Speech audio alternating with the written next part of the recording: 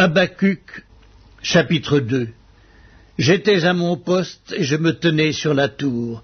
Je veillais pour voir ce que l'Éternel me dirait et ce que je répliquerais après ma plainte. L'Éternel m'adressa la parole et il dit « Écris la prophétie, grave-la sur des tables afin qu'on la lise couramment. Car c'est une prophétie dont le temps est déjà fixé, elle marche vers son terme et elle ne mentira pas. Si elle tarde, attends-la, car elle s'accomplira certainement. Voici, son âme s'est enflée, elle n'est pas droite en lui, mais le juste vivra par sa foi. Pareil à celui qui est ivre et arrogant, l'orgueilleux ne demeure pas tranquille, il élargit sa bouche comme le séjour des morts. Il est insatiable comme la mort, il attire à lui toutes les nations, il assemble auprès de lui tous les peuples. Ne sera-t-il pas pour tous un sujet de sarcasme, de raillerie et d'énigme? On dira « Malheur à celui qui accumule ce qui n'est pas à lui, jusque à quand? Malheur à celui qui augmente le fardeau de ses dettes. Tes créanciers ne se lèveront-ils pas soudain? Tes oppresseurs ne se réveilleront-ils pas?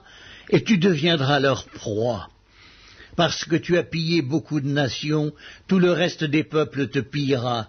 Car tu as répandu le sang des hommes, tu as commis des violences dans le pays, contre la ville et tous ses habitants. Malheur à celui qui amasse pour sa maison des gains iniques, afin de placer son nid dans un lieu élevé pour se garantir de la main du malheur.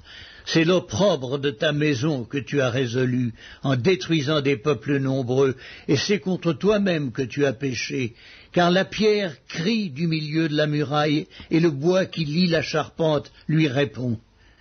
Malheur à celui qui bâtit une ville avec le sang, qui fonde une ville avec l'iniquité. Voici, quand l'Éternel des armées l'a résolu, les peuples travaillent pour le feu, les nations se fatiguent en vain.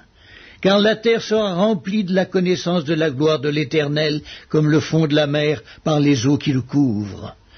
Malheur à celui qui fait boire son prochain, à toi qui verses ton outre et qui l'enivre, afin de voir sa nudité, tu seras rassasié de honte plus que de gloire. Bois aussi toi-même et découvre-toi. La coupe de la droite de l'Éternel se tournera vers toi, et l'ignominie souillera ta gloire.